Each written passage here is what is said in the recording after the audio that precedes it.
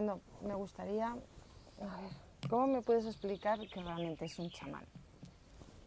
Un chamán es una persona, una figura física, pero también espiritual, que sirve como un enlace entre dos mundos que están coexistiendo en la realidad aunque no los veamos.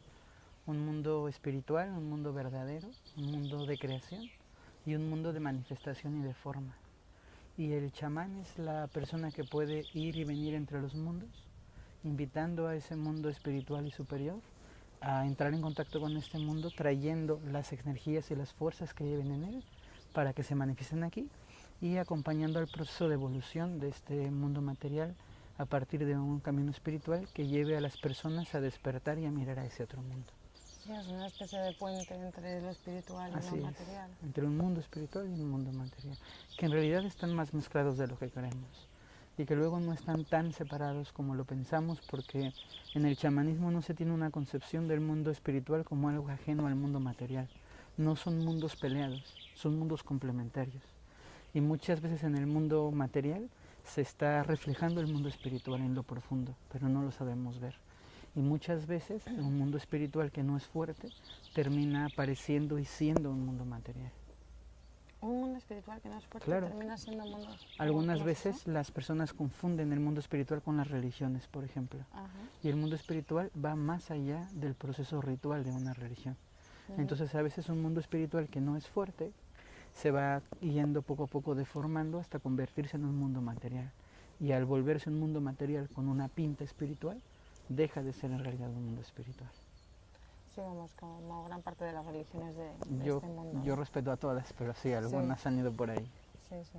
Aunque no quiere decir que los adeptos a esa religión Claro, sean incluso mucho más espirituales que la propia religión. Ni que todas las religiones no sean espirituales, hay religiones profundamente conectadas con el espíritu. Sí, sí, sí, sí.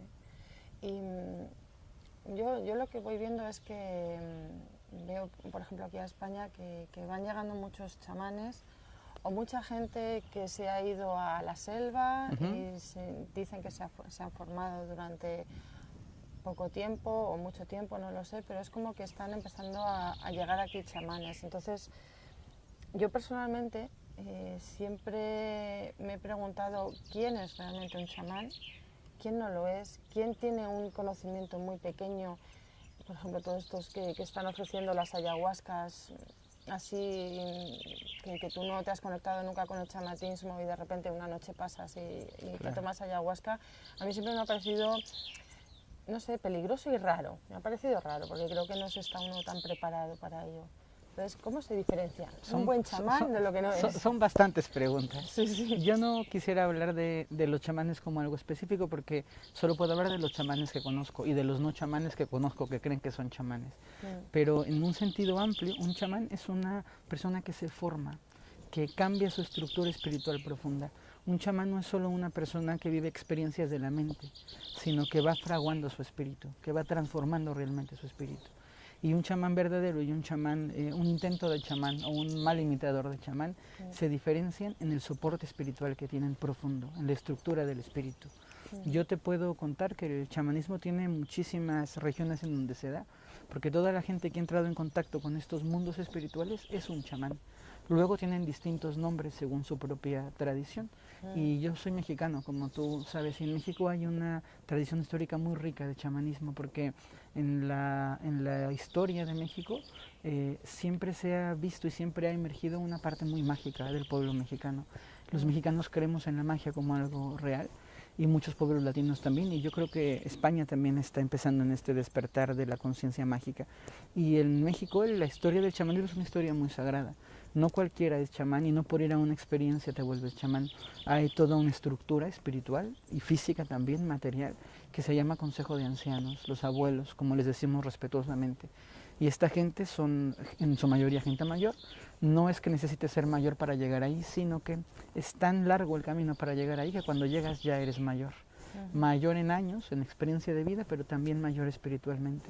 Y estos abuelos van invitando a la gente a irse formando, pero yo te puedo decir que no existen ni academias, ni institutos, ni conferencias en teatros de chamanismo, que los abuelos están en sus pueblos, en sus regiones de origen, y que invitan de una forma muy mágica y muy especial a algunas personas a acercarse a ellos. Y empieza un proceso de preparación. un proceso que puede tomar toda la vida o muchas vidas y que a veces se interrumpe en una vida y se continúa en la siguiente vida y va el proceso acompañándose y caminando bien. Y para mí el chamanismo es algo serio, no es algo rígido, es algo serio porque es profundo. Un chamán no es la persona que sabe conceptos de chamanismo. Un chamán no es la persona que ha leído muchos libros, ni la persona que ha bebido ayahuasca. Eso puede ser una persona que sepa palabras técnicas o que sepa cantos o que ha vivido una experiencia. Pero el chamán se va forjando en la vida. Un chamán no es la persona que practica el chamanismo o que entiende el chamanismo, sino la persona que vive el chamanismo. Y entonces la pregunta quizá más profunda y más correcta sería, ¿qué significa vivir el chamanismo? Y ahí se puede diferenciar el gran camino que se abre. Vivir en el chamanismo significa vivir entre los mundos, con un pie aquí y con otro pie allá. Y estar compartiendo un espacio como este y estar mirando que sí hay árboles y flores físicas, pero que cada flor es un espíritu. Y que en cada árbol vive un espíritu. Y que el viento no es solo aire que sopla, sino fuerzas que se están moviendo. Y el chamán vive así, entre los mundos, entre los planos todo el tiempo, con lo bueno y lo malo. Los chamanes no somos figuras libres de manchas o figuras impecables, somos personas que se equivocan, pero nos equivocamos en los dos planos y acertamos en los dos planos y la visión se amplía y se amplifica.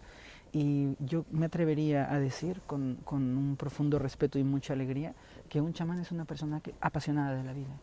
Pero no solo de esta vida, sino también de la otra, porque cuando tú contemplas el movimiento de una florecita, tú solo ves a una flor moviéndose, pero un chamán está mirando todas las fuerzas que están tocando este espacio vacío, que es un espacio espiritual, para poder hacer que una flor se mueva.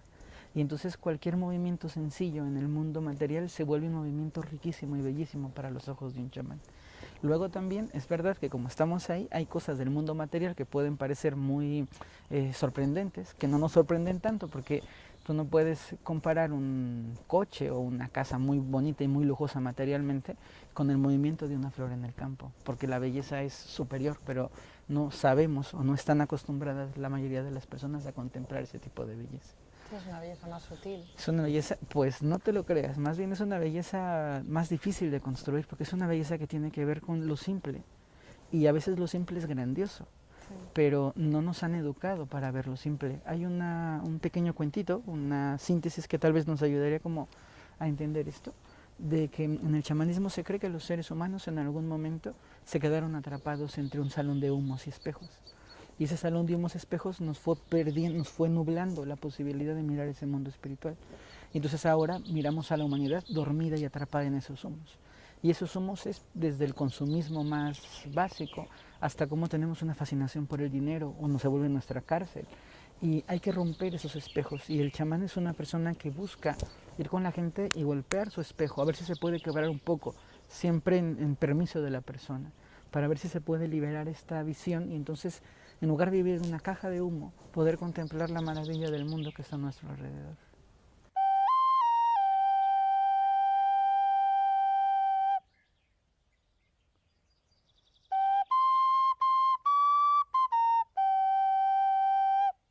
Estos chamanes que están viniendo a España, que muchos son españoles, que te están invitando a una ayahuasca una noche, esa sensación que yo tengo de, ¿eso está bien o cómo lo ves? Yo lo veo muy mal, lo veo fatal. En el chamanismo real, las sustancias que se consumen, que es válido ocupar a veces ayahuasca, en México ocupamos honguitos alucinógenos y una plantita sagrada que se llama peyote.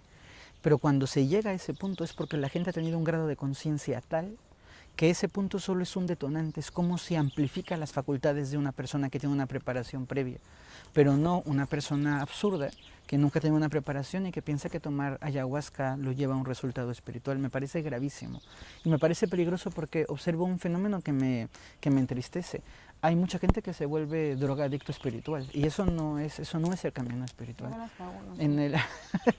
Yo te puedo decir, yo tengo 11 años, 12 años voy a cumplir enseñando chamanismo. Y en 12 años nunca he hecho una ceremonia así porque he considerado que el trabajo, primero para llegar a ese grado, tiene que ser personal y saber que tú eres quien estás alcanzando ese contacto con el mundo espiritual a través de tus méritos internos, de tu trabajo personal, de tu capacidad de meditar, de tu capacidad de respirar, de resolver la vida y que puedes llegar ahí por merecimiento y no porque tomas ayahuasca o porque consumes peyote, porque nada te garantiza en una ceremonia de ayahuasca y de peyote que fue tu espíritu quien te guió. tal vez fue solo un fármaco más, un fármaco natural, pero un fármaco. Y un fármaco que te hace una experiencia alterada, que no te va a nutrir lo que te nutriría si tuvieras la preparación previa. Y ocurre una postura muy triste. Empieza a mirarse el chamanismo como esto, como gente que reparte ayahuasca y peyote. Y me parece que tenemos que limpiar esa visión del chamanismo, porque el chamán no anda repartiendo ayahuasca y peyote. Un chamán es profundamente cuidadoso y cauteloso de lo que se entrega, porque tanto la ayahuasca, que es más sudamericana, como el peyote y los hongos, que son más en México, son plantas sagradas. Y esas plantas no son plantas que se cultivan y se cosechan como cualquier otra planta. Tienen todo un proceso, se entregan al trabajo espiritual. Cuando tú tomas un peyote, por lo menos así me ha tocado hacerlo a mí, yo he hecho ceremonias de peyote, ceremonias muy puntuales y muy trabajadas de meses de ayuno, que mira que yo soy bastante tragón, y para consumir peyote he tenido que ayunar y he tenido que prepararme, depurar el cuerpo. ¿No? Pues sabe un poco fuerte, sabe como una naranja pasada un poco, tiene un sabor cítrico un poco duro, pero lo que te quiero compartir es que ha sido todo un proceso interno de preparación para poder llegar ahí. Y cuando se recoge el peyote hay todo un canto, hay toda una ceremonia, no es como que los cultivas y luego los recoges y los vas dando por el mundo. Y también es en el ayahuasca. Tengo compañeros de camino, chamanes peruanos, que hacen una selección profunda de la ayahuasca. Entonces, estos pseudo chamanes o esta gente que tiene este grado de conciencia que lo concibe así, creo que puede ser equivocada. También tengo que ser respetuoso y decirte que probablemente el que esté equivocado en todo sea yo, y que el camino correcto sea repartir la ayahuasca al mundo. No me parece que sea lo más natural, pero podría ser el otro lado. Cada uno con su sentir, ¿no? Cierto, pero ahí tienes tú misma la respuesta. Tú me has dicho, ¿cómo sé cuál es el correcto? Claro, claro, a mí es que me gustaría saber y esta es una pregunta del corazón, yo creo que de toda la gente. Primero creo que el correcto es el que sea correcto para tu corazón. Que si en tu corazón se abre, cuando una experiencia es buena para nosotros, cuando llega la persona adecuada para acompañarnos en la vida, cuando las mujeres están listas para ser madres, cuando los hombres estamos dispuestos a emprender un nuevo camino, el corazón se abre como una flor. Y ese corazón abierto es la mejor respuesta para decir sí es el camino. Pero luego cuando el corazón se nubla, se turba, se cierra, se oprime o duda, entonces eso es algo interno que nos está hablando. Ojo aquí, que el conflicto de esto no es que el corazón se abre o se cierre, sino que la mayoría de la gente no sabe sentirlo. Y la gente no sabe si tiene el corazón abierto o cerrado. Entonces tiene que haber todo un proceso interno para mirar cómo se siente ese contacto con el corazón y para de ahí poder elegir si el corazón se abre o se cierra y poder definirlo. Y cuando lo tienes claro, cuando alguien aparece en tu vida para regalarte un bien, para ayudarte a caminar, a evolucionar, a progresar, tu corazón se abre siempre. Da igual si es un chamán, si es un monje budista, si es un terapeuta más convencional, si es un libro, el corazón se abre porque el corazón es una de las grandes bocas a través de las cuales nos habla el Espíritu.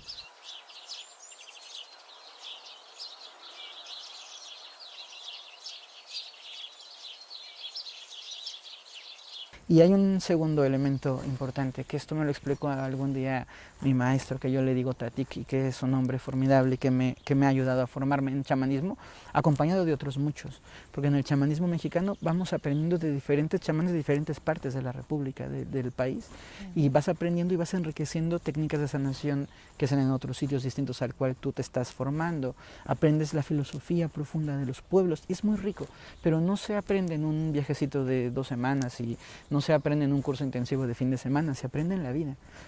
A mí me ha tocado, yo no he nacido campesino, yo he nacido en una familia de clase media baja, pero me ha tocado estar trabajando el campo con ellos. Y hasta en el campo trabajando con ellos te enseñan. Y un día mi maestro, yo estaba hablando con él y le decía, es que estoy furioso porque hay un hombre en México, también se da muchísimo, que se siente chamán. Y que habla con toda entre comillas, con todo el poder y con toda la dignidad de un chamán, y a mí me enfurecía. Y entonces le pregunté al maestro, ¿pero por qué no hacemos algo? ¿Por qué permitimos que este hombre usurpe el grado? Y él me decía, no te preocupes, que hay maestros tontos para la gente tonta. Y esa gente que va a él es la gente que necesita ir a él y serán la gente que lo siga. Pero hay gente que tiene el corazón más profundo y que puede buscar a un maestro verdadero. Y le preguntaba, ¿y cómo reconozco un maestro verdadero? Y me dijo, un maestro verdadero es una persona en general sencilla, alegre y viva.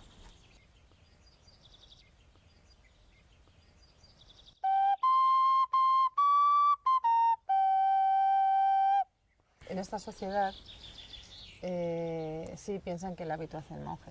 Tienes razón, el hábito es el monje, pero el hábito de la vida. Sí, sí. El mirarlo cómo habla, cómo se conduce, cómo actúa. A eso me lo voy a apuntar, lo ¿Sabes? voy a poner en Watkins. No, el no. hábito sí hace al monje, Sí, pero el hábito, de el la hábito vida. del hacer, Sí, no sí, el hábito del ponerte una túnica.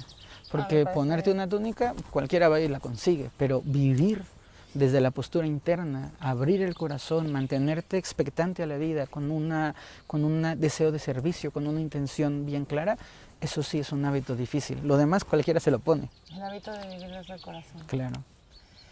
¿Y tú qué tipo de chamán eres? Esa pregunta es muy ambigua. Yo soy un chamán que la pasa Pero bien. cuéntamelo. Yo soy un chamán del nuevo tiempo. Yo creo que la vida está aquí para vivirla. Soy una persona que tiene profundas convicciones y valores. Creo en lo que hago. Vivo buscando la impecabilidad, que es la forma de hacer mejor lo que puedo hacer. Sea lo que sea tomar un autobús, sea mirar a una persona, sea dar una charla o hacer una terapia de sanación, en donde esté trato de dar lo mejor de mí. Y siempre siguiendo principios y preceptos muy claros. En el chamanismo tenemos como un código de conducta y de valores muy claro, no rígido, pero muy claro. ¿Se puede saber cuál es ese código? Hay muchos, yo te puedo compartir una parte, porque vamos, Ya eso es una habrá cuestión. cosas que son Claro, internas. sí, pero en el chamanismo hablamos de fuerzas, que la vida tiene fuerzas, grandes fuerzas. Entonces, cuando tú te haces chamán, tú te vas haciendo amigo de esas fuerzas. Y hay chamanes que eligen hacerse amigos del silencio, por ejemplo, y que hacen su trabajo es un trabajo de silencio total y es muy válido porque hay una convicción interna y hay un contacto con el espíritu. Hay chamanes que deciden hacer un contacto con la magia, con lo sagrado, y entonces su vida se vuelve un acto mágico con otras fuerzas que se van como mezclando. Y yo tengo el regalo, la gran fortuna de que mi maestro espiritual me enseñó que había una fuerza maravillosa que se llama la fuerza del placer, la fuerza de la alegría, como una fuerza espiritual que a veces la humanidad olvida, y que pasarla bien te da poder y que pasarla bien te acerca a Dios. Pasarla bien sin dañar, que esto es algo que yo quiero dejar muy claro. Pasarla bien en el fondo del alma implica en el mismo acto de pasarla bien que no hay daño a los demás. Porque si tú dañas, entonces no la estás pasando del todo bien, aunque parezca que le estás pasando bien. Y entonces yo estoy muy sustentado por dos fuerzas, la magia, lo sagrado, lo místico, lo espiritual en todo. Da igual si voy caminando, ahora que veníamos caminando venía platicando con los pájaros como viste y la paso bien, y el placer, como un acto de decir lo que la vida me da lo tomo y lo gozo y lo agradezco y lo disfruto. Si me da un gran banquete, mejor. Si me da un banquete sencillo en una buena compañía, lo gozo igual. Si me manda al mar, vivo el mar y me tiro al mar. Si me manda a la montaña, me pongo chamarra y voy a la montaña. Por algo te he conocido. Lo tengo clarísimo. Pero es un camino del placer y de la magia. Y ya hablando más, como más en el trabajo chamánico, más en las ceremonias, se habla muchísimo en el chamanismo acerca del respeto a todo. No somos seres superiores. Es curioso que los seres más humildes que yo conozco son los seres más poderosos. Los grandes chamanes, la gente que es capaz de mover el viento, de abrir el cielo, yo he visto hacer a los chamanes proezas que ni siquiera quisiera a veces contar porque la gente piensa que es demasiado, pero son proezas formidables. Y he visto a esos hombres caminar con cuidado entre un movimiento de hormigas para no matar a ninguna. He visto a esos hombres que tienen una fuerza y una carga impactante, recogiendo las setas, los hongos, con una suavidad que parece que están acariciando la tierra. Y eso es porque ellos dicen que el mundo es un mundo para respetarse. Todos tenemos derecho de estar aquí. Y todos es todos, reino animal, vegetal, los insectos y hasta la gente que no nos cae bien entra en este mundo de respeto total. Hay un lugar. Entonces el respeto es una parte del trabajo esencial. El segundo punto del trabajo es la serenidad. Uno tiene que aprender a bailar un poco con la vida, que además a mí me gusta mucho bailar. Y siempre que voy leyendo la vida pienso que es como un baile. ¿Y qué vas a bailar? Pues lo que el día te toca. Si el día te toca música más festiva, pues más festiva. Si el día te toca música más contemplativa, pues más contemplativa. Pero hay que aprender a bailar con la vida. Si un día como ahora veo la situación económica y política del mundo, es un día duro, pues bailemos con la dureza, pero bailemos desde la alegría con la dureza. Y si hay buenos días, buenos tiempos, a disfrutarlos y a pegar de brincos, porque hay que aprender a vivir el mundo.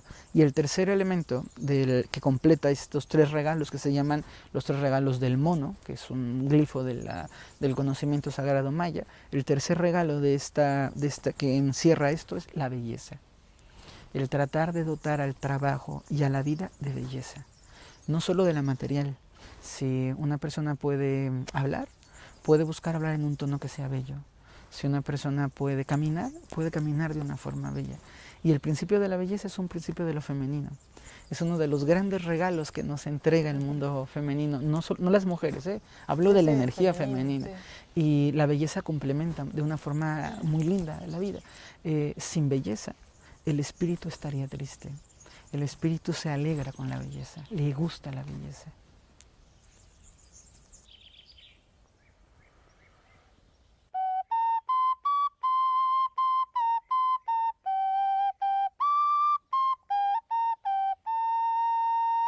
¿Qué haces en España? Yo empecé viniendo a España porque ese es el origen. Siempre hay una semilla que determina el árbol que va a florecer. Y esa semilla en el chamanismo se llama intención.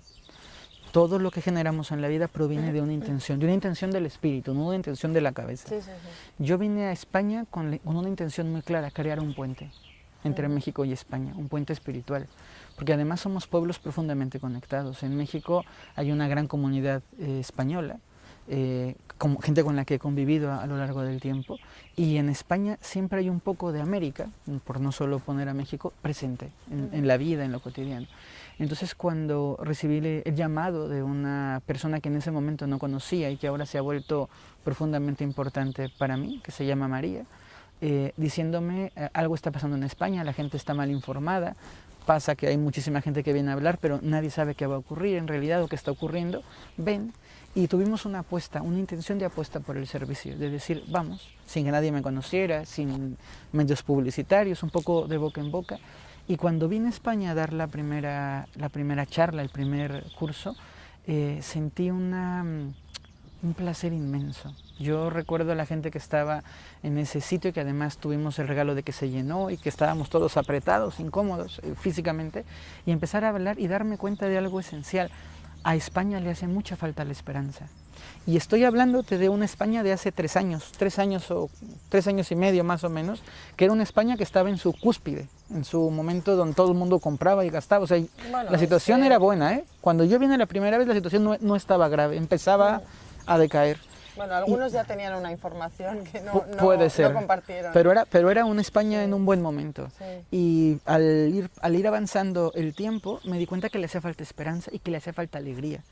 Yo recuerdo muchísimo en el primer taller que en un momento yo me guío en los talleres por las fuerzas. Sí. En un momento dije, los hombres abracen un hombre.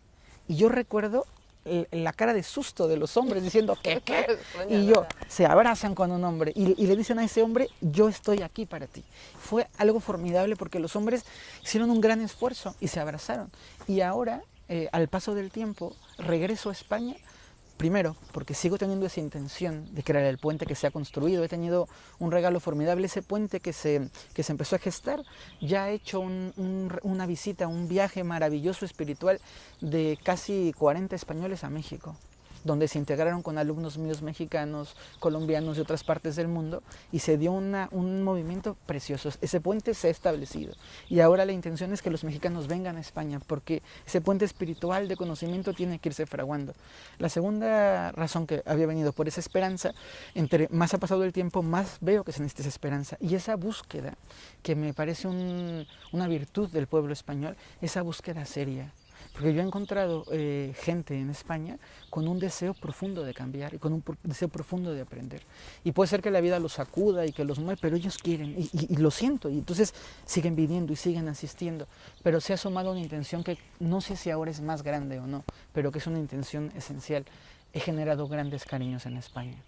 Ahora mismo, mis alumnos, que son mis amigos, pero todos han brotado de ahí, de los cursos, de la consulta, y ahora puedo llamarles con mucho gusto mis amigos, se han vuelto tan importantes en mi vida que yo vendría a España aunque no quisieran escuchar una conferencia, que buscaría la forma de venir porque son gente cercana a mi corazón y se ha vuelto parte de mi vida y se han abierto puertas maravillosas. Y ha sido tan grande el movimiento porque creo que su corazón me estaba llamando.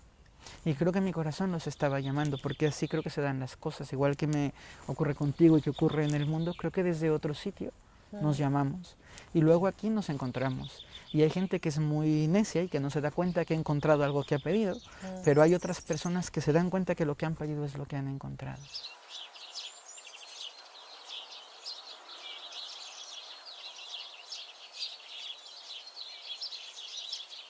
Una espiritualidad útil para la vida.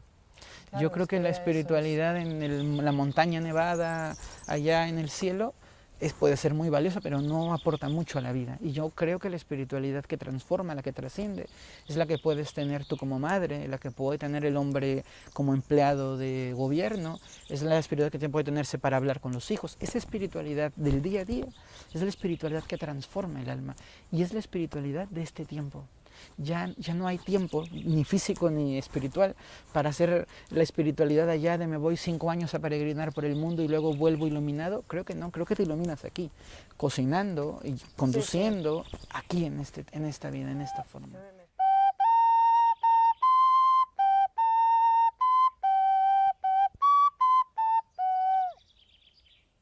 Te quiero compartir que se ha hecho un trabajo espiritual con España hace unos meses maravilloso. Invitamos a muchísimos españoles, se hizo toda una ceremonia chamánica. Yo hago ceremonias, siempre que he venido he hecho ceremonias. Y las ceremonias tienen que ver con conjurar a las fuerzas, con reacomodar desde el espíritu. Y la última ceremonia que se hizo, que fue preciosa, fue hablar con las fuerzas de España y decirle a las fuerzas de España, ayuden. España no va a salir adelante, ni España, ni México, ni Colombia, ni Venezuela, ni ningún país va a salir adelante solo por sus políticos o solo por su pueblo. Va a salir adelante en la suma del pueblo con sus fuerzas. El ser humano tiene que regresar arriba, tiene que mirar arriba y decir a eso superior, como le llamen, Dios, gran espíritu, energía, da igual el término, por favor ayúdanos, te necesitamos.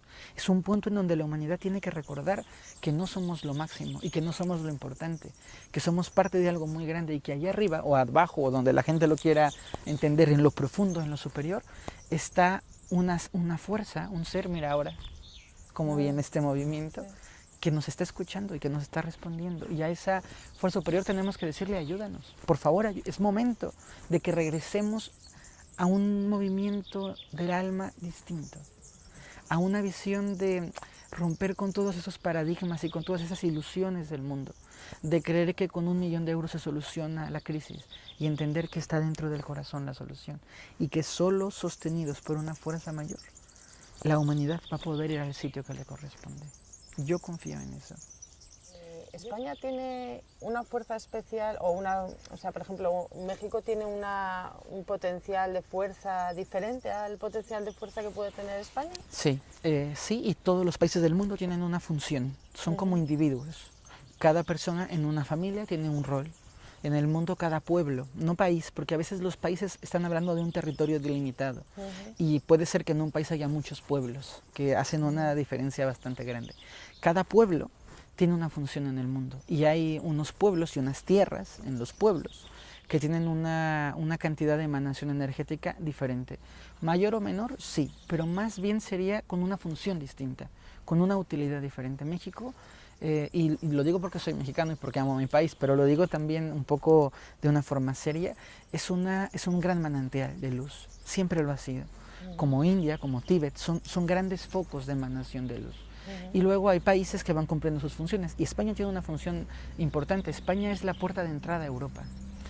El español en el alma de su pueblo, con esta mezcla tan maravillosa que tiene de tantos migrantes, de tantos pueblos aquí coexistiendo cada vez mejor, logra despertar su corazón, entonces le seguirán los pueblos de Europa.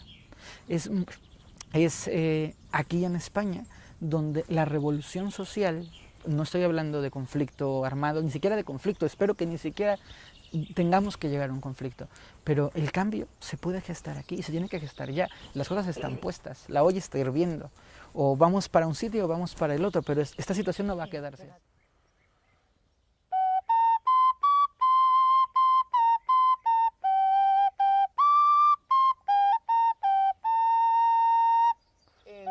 ¿Cuándo empezaste el camino de hacerte chamán? ¿Cómo se hace? Es una pregunta linda. Yo he empezado un camino espiritual desde hace muchos tiempos. Este no es mi primer tiempo caminando con el espíritu, ni el tuyo, ni el de la mayoría de las personas. Y antes de contarte cómo empecé el camino del chamanismo, tendría que hablarte un poco de cómo es que entré en este mundo espiritual. Y más bien sería cómo es que me di cuenta que ya estaba dentro. Porque en realidad yo no tengo conciencia de cómo entré. Desde que soy pequeño he tenido una percepción del mundo diferente. Yo no veo las cosas físicamente como las percibe la mayoría de la gente. Siempre he percibido más colores, y más movimientos y más presencias de lo que a simple vista las personas ven.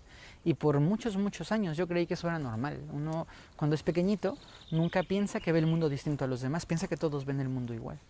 Y me tomó años entender que yo veía cosas que los demás no veían. Me costó regaños, me costó terapias psicológicas, muchísimas, años de terapia psicológica, con la intención de los psicólogos de convencerme de, de que lo que yo veía no era real, que yo me lo imaginaba. No. Y al final he terminado después de un proceso de 20 años casi en este ir y venir, porque me lo he cuestionado. Hay gente que me ha cuestionado si soy esquizofrénico, he tenido pruebas psicológicas para saber si soy esquizofrénico.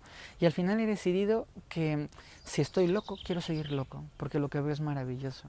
Y también si lo que veo es un invento de mi mente imaginativa, que no lo es, pero si fuera, si este invento le hace bien a la gente, yo quiero seguir viendo como veo. Eso ya no me genera un conflicto. Entonces en este camino, desde que soy pequeñito, de ir viendo el mundo diferente, yo me hice cuestionamientos profundos de la vida desde muy chiquito. Tengo que contarte que yo nací siendo católico, con una abuela maravillosa que me crió espiritualmente, enfocado al catolicismo, que mis deseos de mi primera infancia fueron ser seminarista. Yo quería ser sacerdote, es más, quería ser papa. Yo soñaba con poder ayudar desde ahí a una transformación. Mi papá me lo quitó a golpes. Mi deseo de sacerdote y de papa, con 3 golpizas, quedaron disueltos. Y ahora lo agradezco, porque esta vida es mucho más divertida, creo, acá. Y entonces, en este camino de búsqueda, yo desde pequeñito empecé a dar sesiones de consulta. Ayudaba a la gente mirando cómo estaban sus enfermedades, mirando su corazón, hablando con espíritus, hablando con ángeles, viendo cosas. Lo hacía sin ninguna intención profesional. De hecho, estudié algo distinto. Una parte de mi rebeldía humana siempre se resistió, siempre luchó contra la idea del camino espiritual.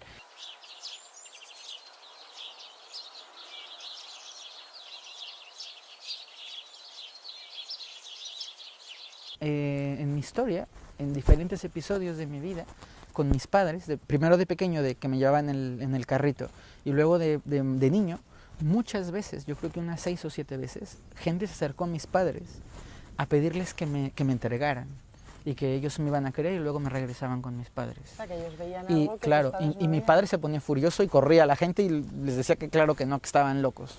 Y que no me alimentaran la fantasía. Mi padre seguía con esta idea de que le alimentan la fantasía, entonces váyanse todos. Pero esta vez yo era grande, ya tenía 18, como 19 años creo, porque estaba empezando la carrera. Entonces sentí un llamado, luego vino una persona físicamente y me dijo, hay un hombre, un chamán, un abuelo, que quiere verte, ven.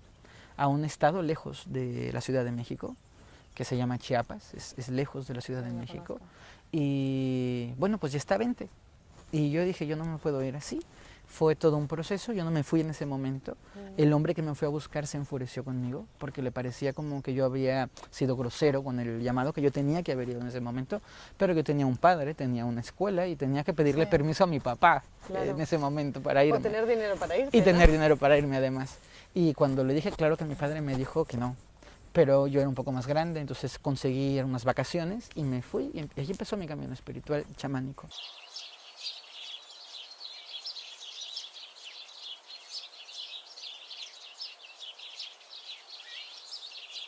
Este abuelo me recibió y desde el momento en el que me encontré con él me empezó a enseñar. Pero las enseñanzas chamánicas no son enseñanzas ni cómodas, ni fáciles, ni sencillas, son fuertes, son muy duras.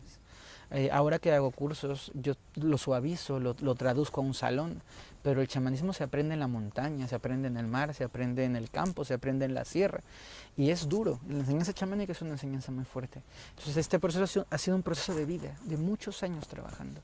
Y luego he tenido el regalo de que este gran mentor, que para mí es mi maestro, y cuando hablo de mi maestro siempre pienso a él como el referente, con todos los demás abuelos, que es como una cúpula de los grandes chamanes de México, que son 5 hombres, siempre hay 5, muere uno y viene otro.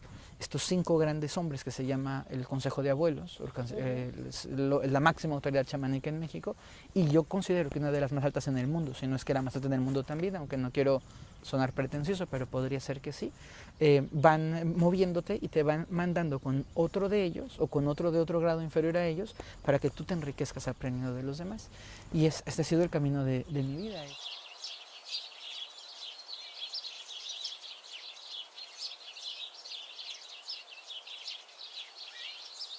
No todos los chamanes estamos al mismo nivel.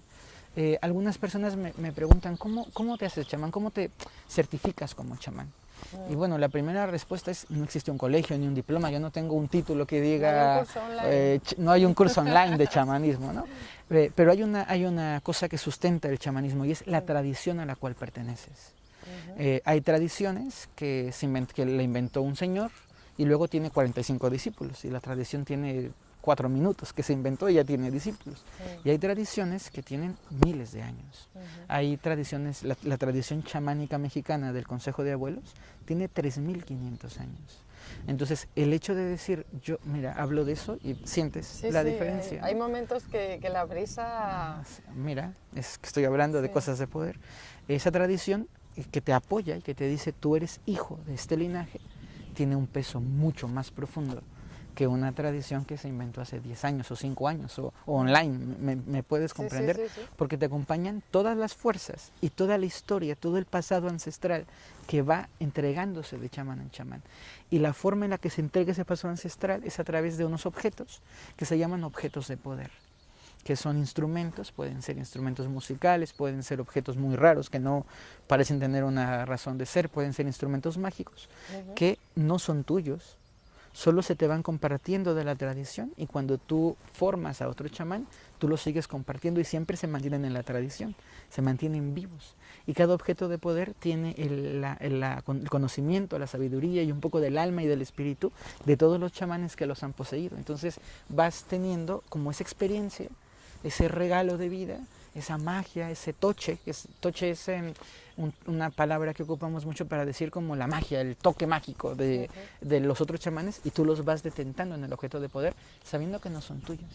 Y que en el momento en el que tú partes, tú tienes que hacerte cargo de que alguien más de la tradición los conserve, y si no, los devuelves para que alguien más lo pueda tener después.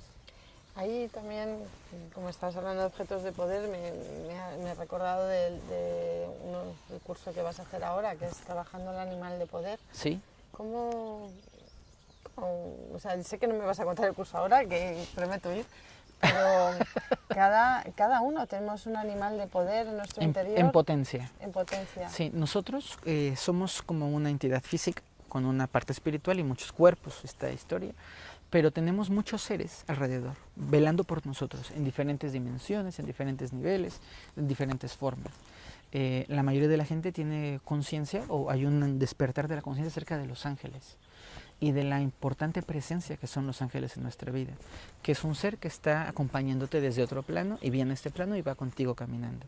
Pero así como tenemos un ángel, hay otras personas que creen en los guías espirituales. Los guías espirituales son presencias que ganas por mérito. Te ve un guía espiritual trabajando, te ve con una cierta intención y dice, bueno, yo te acompaño a que crezcas tu intención. Y los guías espirituales no vienen a cualquier persona, porque si una persona está tirada en su casa leyendo el periódico y esa es su vida, no tiene mayor intención, no tiene razón de ser que un guía espiritual venga con la persona. ¿Me puedes comprender? Sí. El animal de poder se parece al guía espiritual. El animal de poder acude a un llamado de la persona para cumplir un fin. La energía en el universo no se mueve porque sí, tiene razones profundas. Pueden ser razones simples, pueden ser las cosas más sencillas de la vida por las que se mueve el universo, pero nunca porque sí. Entonces, cuando un animal de poder va o despierta en una persona, es porque la persona tiene una razón de ser, tiene un propósito.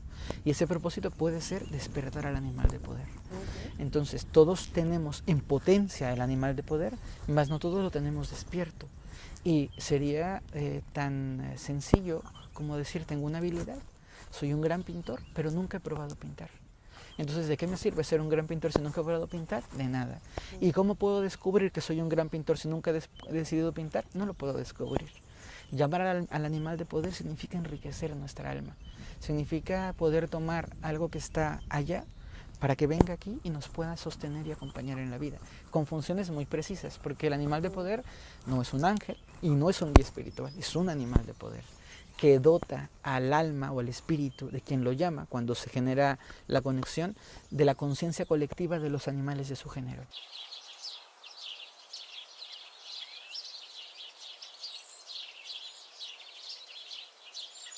¿Y los ángeles?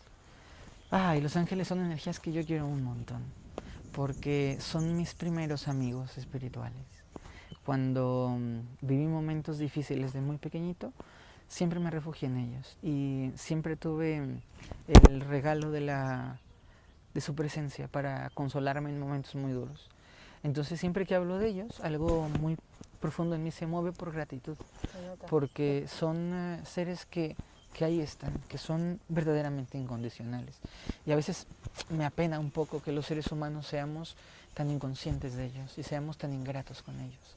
Cuando un ángel, cualquier persona que lo pudiera mirar y que pudiera darse cuenta de con cuánto amor nos acompañan, se tiraría de gratitud, porque van ahí. Si estás en un buen momento, en un mal momento, si eres una persona delincuente o si eres un vagabundo, o si eres un empresario, tu ángel va contigo, no importa lo que seas. Si te caes, si sufres, si la has pasado mal, si estás en el paro o no, tu ángel está contigo y está siempre para ayudarte. Entonces los ángeles son estas figuras maravillosas que además, tengo que decirlo, no tienen riesgo, porque un ángel ha brotado directamente de Dios. Entonces no hay forma de que un ángel te dé un mal consejo, de que un ángel te lleve por un mal camino. No hay ángeles malos, no hay ángeles peligrosos. Todos los ángeles son una emanación de amor de Dios personal para cada uno.